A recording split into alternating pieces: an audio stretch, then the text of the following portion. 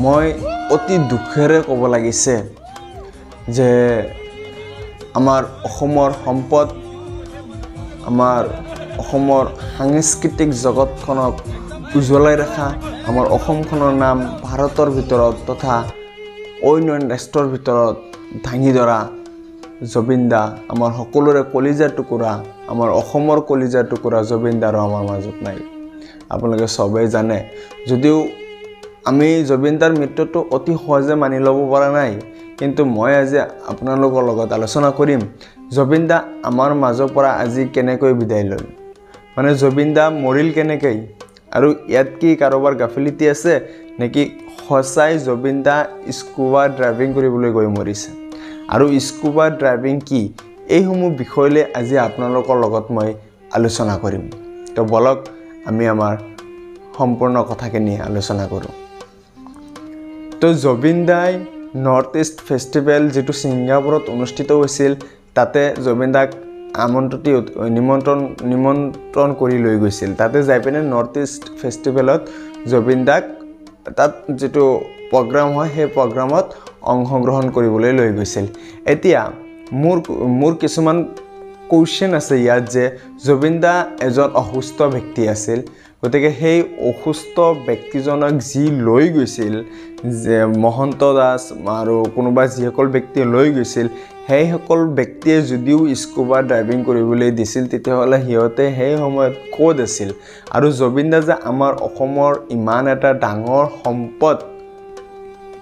এই সম্পদটোক সুৰক্ষা দিব পৰা নাই ইয়াৰ কাৰণ কি ইয়াৰ ওপৰত ভিত্তি কৰি আমাৰ অসম চৰকাৰে এটা ডাঙৰকৈ এটা তদন্ত কৰিব লাগে যি তদন্তত আসলতে কথাবোৰ ওলাই আহিব লাগে যে আসলতে জুবিন দা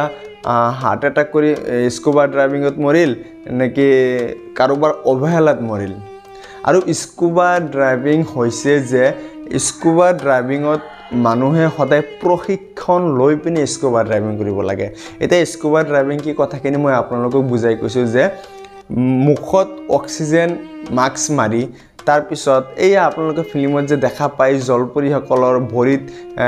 মাছৰ নিচিনা মাছৰ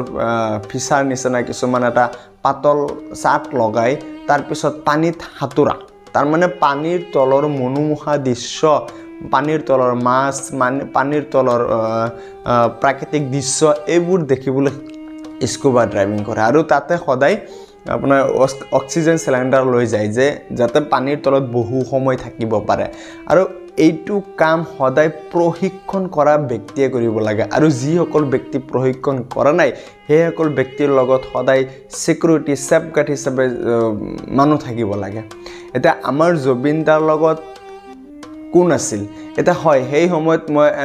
ভিডিঅ' এটা আপোনালোকৰ ওচৰত দেখাইছোঁ যে সেই সময়ত বহুকেইটা মানুহ আছিল স্কুবা ড্ৰাইভিং কৰা সময়ত তেতিয়ালৈ জুবিন দা মৰিল কেনেকৈ এতিয়া কথাটো হ'ল যে এইটো মোৰ মনত যিটো সন্দেহ সোমাইছে এইটো সম্পূৰ্ণ গাফিলতি কৰাৰ কাৰণে আমাৰ মাজৰ পৰা আজি ইমান ডাঙৰ এটা সম্পদ আমি হেৰাইছোঁ তাৰ বাবে খুবেই দুখ লাগিছে আমি এইটো অতি সহজে মানি ল'ব পৰা নাই যাৰ গান শুনি আমি মনৰ দুখ সুখ মানে মনৰ ভাৱ প্ৰকাশ কৰিব পাৰিছোঁ সেইজন ব্যক্তি আৰু নাই আমাৰ অসমৰ ক'বলৈ গ'লে এটা সুখাত ছিঙি গৈছে এতিয়া আপোনালোকে কমেণ্ট কৰক কাৰ মতে তদন্ত হ'ব লাগে